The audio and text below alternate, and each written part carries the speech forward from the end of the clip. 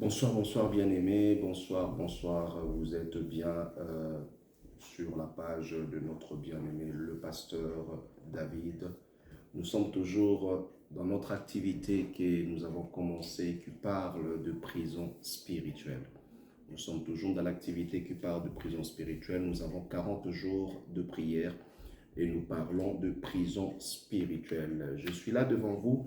Je suis votre bien-aimé Ézéchiel. Aujourd'hui, nous allons parler, comme nous avons commencé cette semaine, de prison sexuelle. Sans plus tarder, nous allons prier dans la présence des dieux. Éternel Dieu de grâce, je te bénis pour ces moments. Père, je laisse ces moments entre tes saintes mains. Seigneur Dieu, parle à ton peuple. Père, la Bible dit dans Ésaïe 61, tu es venu afin que le brebis soit délivré. Tu es venu afin que le captif retrouve la vie. Père, que cette nuit, que moi je puisse diminuer et que toi tu puisses croître. Tu sais chaque personne qui se trouve derrière cette caméra, cette image. Tu connais chaque identité de chaque personne qui me suit à ces moments. Cher Saint-Esprit, impacte, impacte, impacte, impacte et change la vie des gens. Impacte et change la vie des gens. Impacte et change la vie des gens. Dans les noms puissants de Jésus-Christ. Amen. Amen, amen, amen. Je vous bénis au nom de Jésus-Christ. C'est notre rendez-vous quotidien pendant 40 jours. Nous sommes en train d'évoluer. Aujourd'hui, nous allons parler de prison sexuelle. Que le Saint-Esprit m'accorde la grâce que je vous parle vraiment, vraiment de tout mon cœur, de ce que je pense, de ce que je ressens et de ce que Dieu met dans mon esprit pour votre édification. Sans plus tarder, nous allons prendre la parole de Dieu dans le livre de 1 Corinthiens, chapitre 6, le verset 18. La Bible dit, 1 Corinthiens, chapitre 6, verset 18. La Bible dit, fuyez la débauche, ou bien fuyez l'impudicité pour d'autres versions. Quel que soit, quelques d'autres péchés qu'un homme commette, ces péchés est hors du corps. Mais celui qui se livre à la débauche ou à l'impudicité pêche contre son propre corps.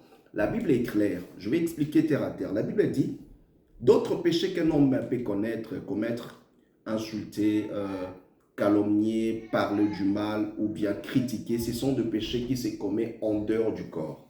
Mais la Bible précise, c'est lui qui commet la fornication ou l'impudicité pêche contre son propre corps. C'est ça la référence de base pour notre prédication d'aujourd'hui. Avant de commencer, quand je faisais l'introduction, mais quand je préparais mon message, en fermant les yeux, je priais, le Saint-Esprit m'a montré un cercle. À cause de l'impudicité, à cause du péché sexuel, beaucoup de gens se retrouvent aujourd'hui dans une vie qui tourne en rond. Je ne vous mens pas, à cause du péché sexuel, beaucoup de gens se retrouvent dans une vie qui tourne en rond. Je vais vous parler un peu de moi parce que la bonne nouvelle, c'est la mort et la résurrection du Christ. La bonne nouvelle, ce sont mes expériences du passé que Dieu a transformées aujourd'hui en bonne nouvelle. Je vais vous parler de moi aujourd'hui un peu. Quand j'étais dans le monde que je ne connaissais pas le Seigneur, j'ai vécu une vie de dépravation extrême, une vie sexuelle extrême, une vie de débauche extrême. Mais ce que j'avais constaté et ce que j'avais compris, je voyais ma vie n'évoluer plus et ma vie tourner qu'à rond. Et c'est pourquoi aujourd'hui, ce soir, le Saint-Esprit m'a montré également que la vie de plusieurs personnes tourne à rond à cause du péché sexuel. Il faut prendre conscience. C'est pourquoi il est écrit dans Jean 8 et 32, vous connaîtriez la vérité et la vérité vous affranchira. C'est quoi la vérité qui affranchit? Affranchir veut dire juste rendre libre. Vous connaîtrez la vérité et la vérité vous rendra libre. C'est quoi la vérité qui le rend libre? La vérité est une forme des informations, ou bien la vérité, c'est une forme d'information qui a besoin de quelqu'un qui est ignorant d'avoir, afin qu'il puisse avoir un déclic dans sa pensée, dans son intellect, pour comprendre certaines situations, ou bien certaines choses. Si tu n'as pas une vérité, si tu ne comprends pas ce que tu vis, si tu ne comprends pas ce que tu traverses, tu vas vivre toujours dans la captivité. C'est pourquoi dans ces jours dans ces séminaires ou bien dans ces prières de 40 jours, on est en train de vous parler de choses qui peuvent faire des déclics spirituels afin que vous soyez lucides et que vous compreniez les choses spirituelles. Bien-aimés, la fornication est rien d'autre que la relation sexuelle qui est faite hors le cadre du mariage. Toute relation sexuelle accomplie ou bien réalisée hors le cadre du mariage, c'est ça la fornication.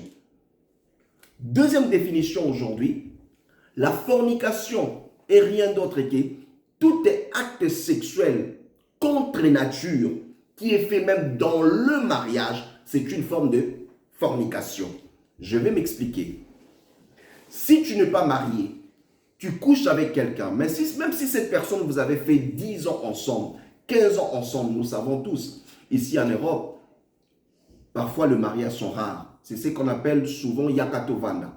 Même si tu fais l'acte Yakatovanda et que tu vis avec cette personne pendant 10 ans, 5 ans, 15 ans, tu vis dans la fornication. Ça, c'est la fornication.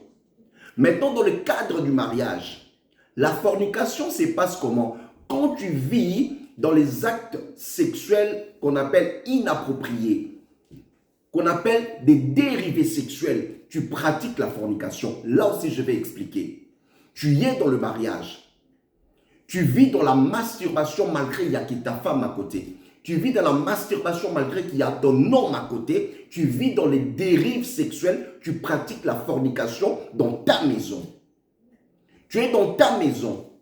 Ta femme est à côté. Ton mari est à côté. Tu vis dans la pornographie. Tu vis des dérives sexuelles. Tu pratiques l'impudicité dans ta pensée. Parce que Jésus a dit une chose. C'est lui qui regarde une femme pour la convoiter. Quand tu regardes la pornographie, tu convoites les acteurs, les actrices de la pornographie. Dans ta pensée, tu commets l'adultère, tu connais la fornication parce que tes yeux regardent la nudité.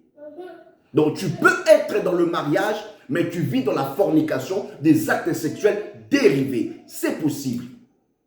C'est pourquoi la fornication, c'est juste la relation sexuelle qui est commise hors le cadre du mariage. La fornication dans le mariage, c'est quand les actes sexuels sont commis ou bien les actes de sexuels qui est commis hors le cadre, comment Dieu a tracé les choses. C'était un peu notre définition du jour afin de saisir un peu la pensée. Mais l'acte sexuel a été prévu par Dieu depuis le livre de Genèse. Si tu regardes Genèse 1, 28, la Bible nous dit une chose. Dieu a créé l'homme et la femme selon son image. Dieu a dit à la femme et à l'homme, multipliez-vous, remplissez la terre. Comment on se multiplie, comment on remplit la terre dans le cadre de la relation sexuelle. Mais c'était dans un cadre bien structuré qui est la première institution du mariage. Donc on peut comprendre que dans le mariage, la relation sexuelle n'est pas interdite. D'ailleurs, c'est une bénédiction parce que tout enfant qui vient dans le monde, dans le cadre de mariage, c'est une bénédiction qui vient de l'Éternel. Donc, le cadre du mariage, le sexe, bien les relations sexuelles dans le cadre du mariage, c'est une bénédiction. Mais la relation sexuelle qui est hors cadre du mariage, c'est ce qu'on appelle la fornication. La Bible dit, tous les impudiques, les fornicateurs n'hériteront pas point le royaume des cieux. Maintenant, comment nous pouvons entrer, ou bien comment nous entrons dans des prisons sexuelles par la fornication?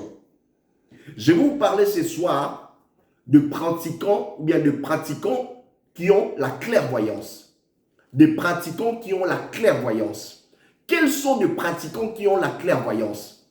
Quand on parle du marabout, quand on parle de l'occultisme, de l'occultiste, quand on parle des sorciers, quand on parle de femmes hybrides, des sirènes, quand on parle de toute personne qui est dans le fétichisme, dans le monde occulte, la sorcellerie, ce sont des gens qui ont la clairvoyance. C'est quoi la clairvoyance? C'est la chose qu'on appelle troisième œil. Comment ces gens arrivent à rendre des gens captifs? Ça nous est arrivé, tu es en train de marcher, tu rencontres une personne qui te dit, toi tu as une étoile. Comment la personne a détecté ton étoile s'il n'est pas des dieux? C'est que cette personne a ce qu'on appelle la clairvoyance. La clairvoyance qu'on appelle le troisième œil. Et ce sont des genres de personnes, si tu couches avec ces cas ou bien ces genres de personnes, cette personne est capable de rendre ton étoile captive et de te prendre, de te mettre dans la prison spirituelle à cause du sexe que tu as commis avec cette personne. Moi, je me rappelle quand j'étais jeune, je suis sorti avec une fille, j'étais très jeune. On me disait que la fille c'est une sorcière, la fille n'est pas bien spirituellement. Je dis bon, tu vois la jeunesse, hein? Quand les gens sont derrière toi, tu dis ouais, il y a des filles qui courent derrière moi, il y a des hommes qui courent derrière moi, mais on n'est pas conscient que c'est le piège de l'ennemi. Je suis sorti avec la fille, on s'est séparés. Plusieurs années après, j'ai rêvé toujours de la fille. Plusieurs années après, j'ai rêvé toujours de la fille.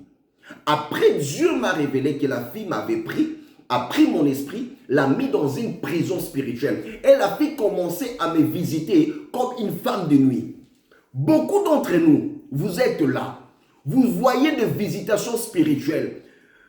Avant de connaître une fille, avant de connaître un homme, bien avant de connaître ses copains que tu fréquentes, bien avant de connaître cette copine que tu as fréquentée, tu n'avais pas de visitation. Après d'avoir connu cette copine sexuellement, après avoir connu cet homme sexuellement, tu commences à recevoir des visitations spirituelles.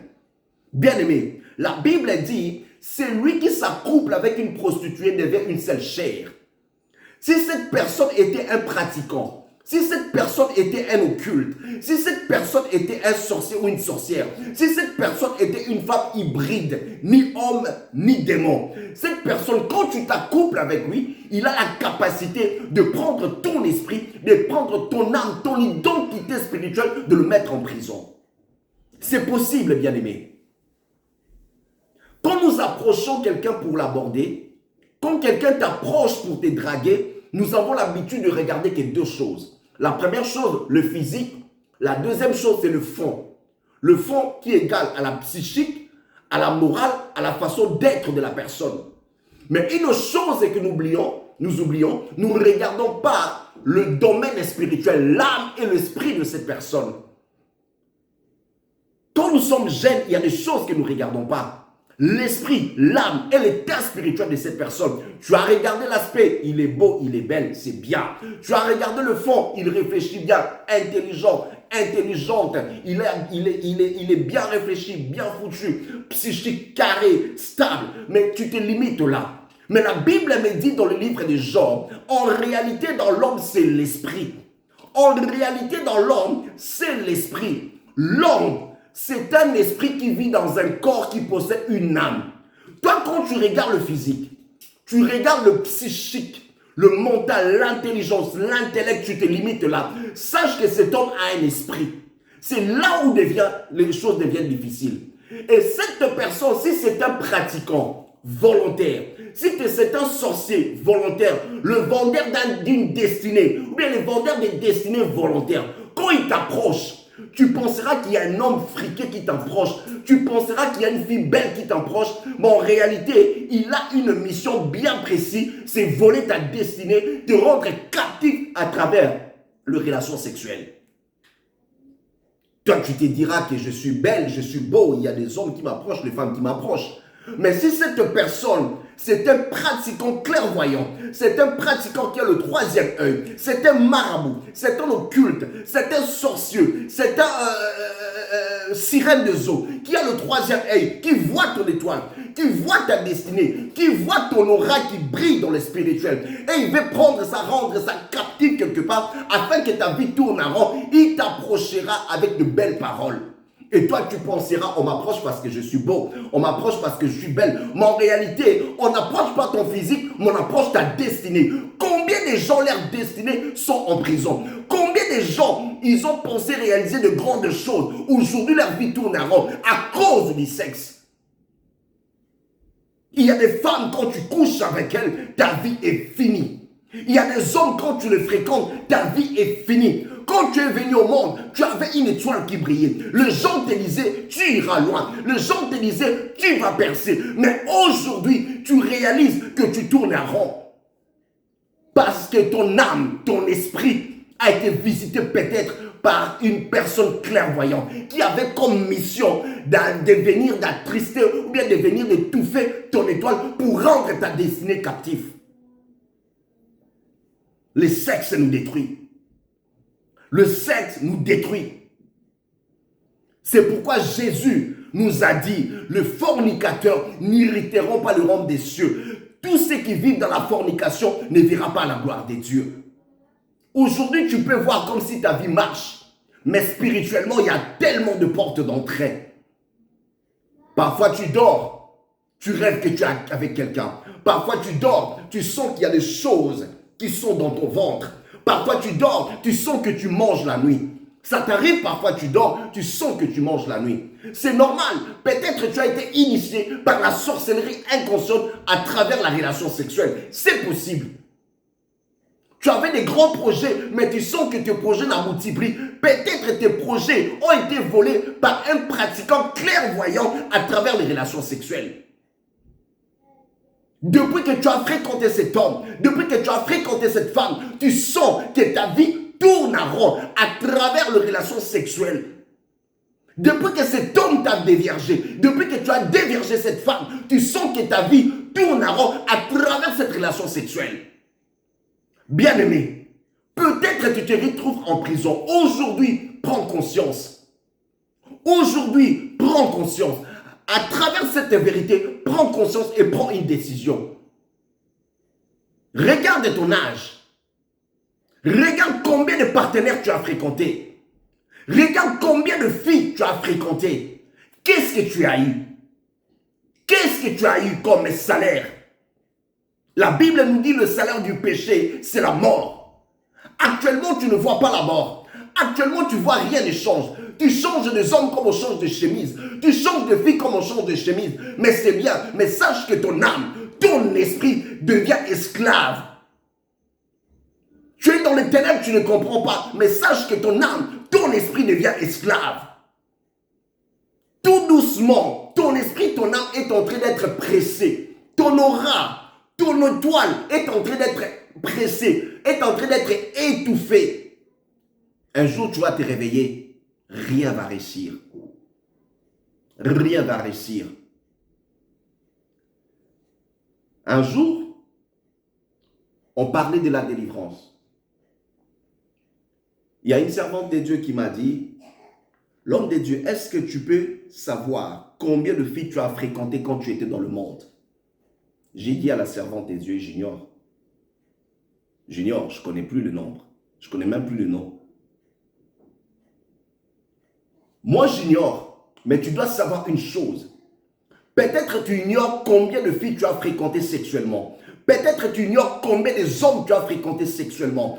Toi, tu as oublié. Mais dans les spirituels, rien ne s'oublie. Dans les spirituels, rien n'est perdu. Dans les spirituels, toute chose est respectée. Si tu avais fait une alliance il y a 15 ans, si tu avais fait une alliance il y a 15 ans, sache que cette alliance va persister jusqu'à ta mort, tant que tu n'as pas conscience de cette alliance. Si tu avais fait une alliance sexuelle avec une femme ou un homme il y a 25 ans, tant que tu ne te réponds pas, tant que tu ne renonces pas, sache que cette alliance va persister jusqu'à ta mort. Parce que le monde spirituel est le monde de cause et de raison. Si l'ennemi veut t'accuser, il va prendre quelque chose que toi tu ignores pour le brandir devant le Seigneur. Toi tu ignores pour le brandir devant le monde spirituel pour réclamer ta destinée. C'est pourquoi je te dis, Jésus ne te condamne pas.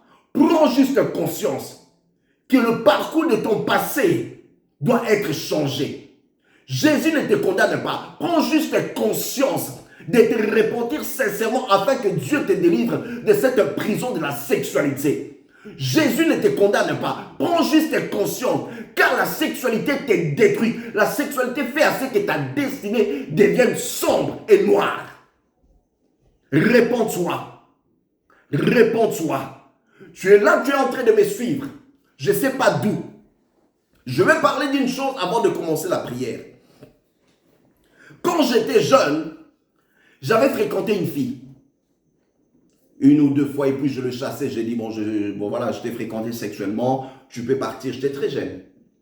Et la fille filmée, c'était une petite fille comme ça. Elle est partie. 15 ans après, je sentais, même si je n'ai pas envie de coucher avec une personne, mes parties intimes réagissaient sans que je pense à la sexualité, comme un serpent. Mes parties intimes réagissaient, mes parties intimes réagissaient. Même si je pensais à autre chose, je pensais aux titres, ou bien je regardais la télé, mes parties intimes réagissaient. Quand je commençais à connaître le Seigneur, je suis entré en prière. Et j'ai vu dans la vision que cette fille que j'avais fréquentée il y a presque 15 ans avait pris spirituellement mes parties intimes, l'avait placée dans un arbre. Et à tout moment qu'il y avait le vent, à tout moment que le vent soufflait, l'arbre bougeait, mes parties intimes aussi bougeaient comme le vent bougeait mon sexe dans le domaine spirituel. Et même si je n'ai pas envie de coucher avec une personne, quand mes parties intimes réagissent, ça me poussait à l'impudicité. Et cette fille contrôlait ma vie sexuelle de là où elle est. Je connaissais plus son adresse. Je connaissais plus ce qu'elle était devenue. Je connaissais plus où elle habitait. Mais dans le monde spirituel, cette fille avait laissé une sémence qu'on appelle le point de contact à travers le sexe qu'on a partagé pour me contrôler à distance. Quand tu couches avec une personne, la personne peut laisser à toi le point de contact.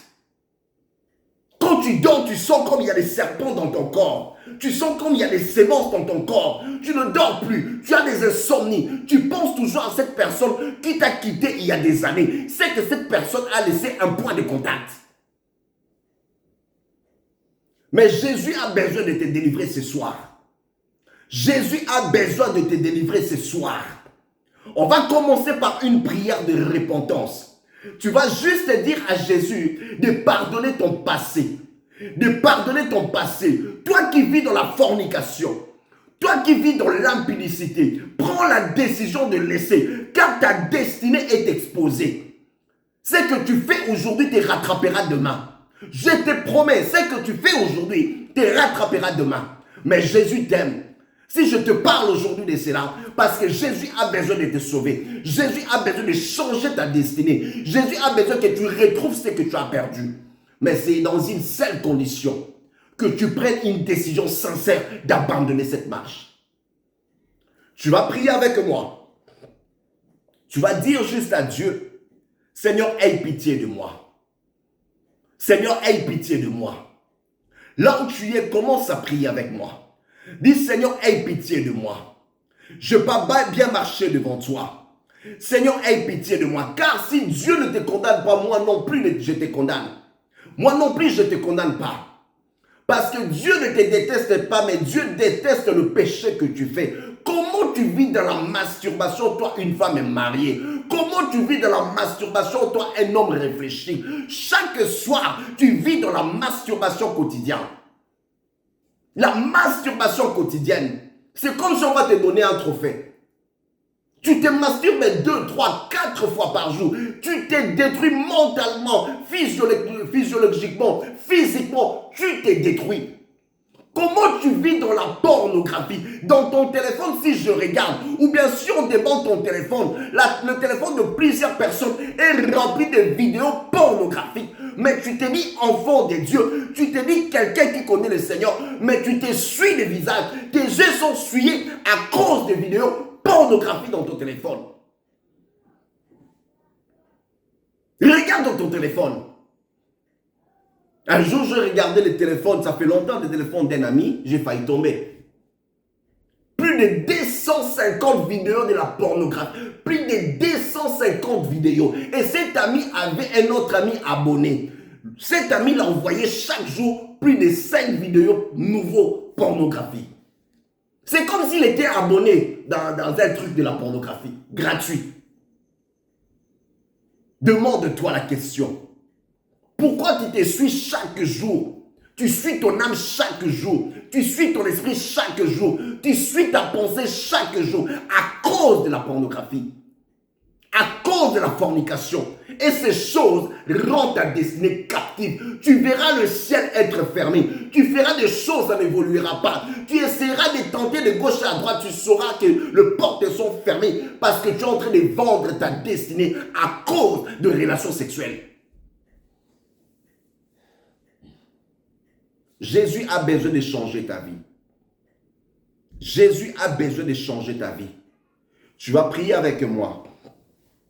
Répète ces prières après moi. Dis, Seigneur Jésus, je viens devant toi. J'ai besoin que tu me pardonnes. Seigneur, sans toi, je ne peux rien faire. Pardonne mes péchés. Pardonne la pornographie. Pardonne la masturbation.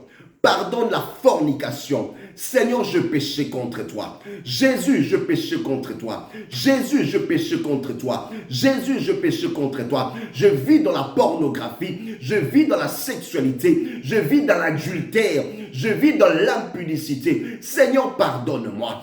Aie pitié de moi. Aie pitié de moi. Aie pitié de moi. Aie pitié de moi. Aie pitié de moi. Aie pitié de moi. Aie pitié de moi. Seigneur, ne regarde pas mes fautes. Ne regarde pas mes fautes. Aie pitié de moi. Aie pitié de moi. Aie pitié de moi. Aie pitié de moi. Aie pitié de moi. Au nom de Jésus. La Bible me dit dans 1 Jean 1:9, si nous confessons nos péchés, demande à Dieu de te pardonner.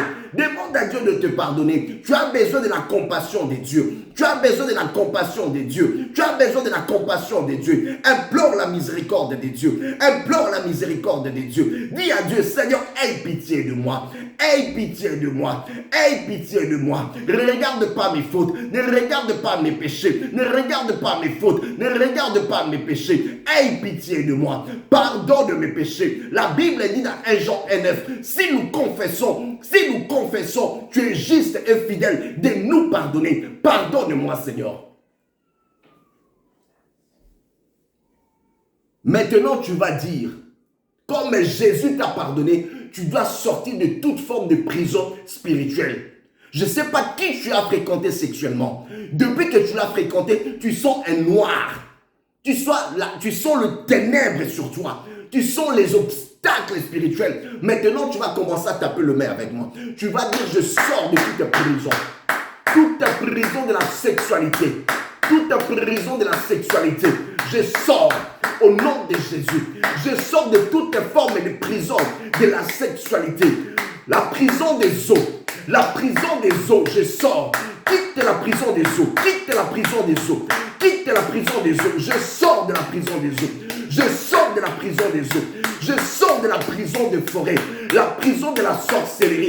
La prison de la sorcellerie. Si tu as fréquenté une femme ou un homme sorcier, déclare à Dieu, je sors de la prison de la sorcellerie. Je sors de la prison de la sorcellerie. Je sors de la prison de la sorcellerie. Si tu as fréquenté un homme ou une femme qui était occulte, qui était un marabout, déclare, je sors de prison de maraboutage. Au nom de Jésus, je fais sortir ma destinée du prison de maraboutage. Je fais sortir ma destinée du prison de maraboutage. Au nom puissant de Jésus-Christ. Commence à remercier le Seigneur. Cette prière, que ce soit une prière qui soit continuelle. Reste avec cette prière cette nuit. Commence à prier. Dis à Dieu, là où mon âme est retenue dans la prison de la sexualité, dans l'eau, que cette nuit, mon âme quitte la prison de la sexualité. Là, on a amené mon esprit et mon âme dans la prison, dans l'eau, dans la forêt, dans les montagnes, dans le monde astral de la sorcellerie, à cause des relations sexuelles, que mon âme, mon esprit quitte la prison sexuelle au nom de Jésus. Que cette nuit, cette prière soit ta prière. Je sais que le Dieu qui t'a appelé, le Jésus qui te connaît, va te délivrer. Sois béni, sois glorifié. Que cette parole puisse prendre place dans ton cœur. Que le Dieu des esprits de prophètes te bénisse. Éternel Dieu, je laisse ton peuple entre tes saints, Thomas. Père, laisse que ces messages prennent place dans leur cœur. Laisse que tu fasses de grandes choses à travers ces messages. Merci parce que tes enfants vont être délivrés. Merci que certains d'entre eux vont être visités cette nuit. Je te bénis parce que tu es Dieu. Je te glorifie car nul n'est comparable à toi. Sois béni à perpétuité. La gloire te revient. Amen. Nous bénissons les Seigneurs. Soyez bénis, soyez bénis, soyez bénis et demeurez bénis au nom puissant de Jésus-Christ. Je vous bénis et je vous bénis. À demain soir. Au revoir.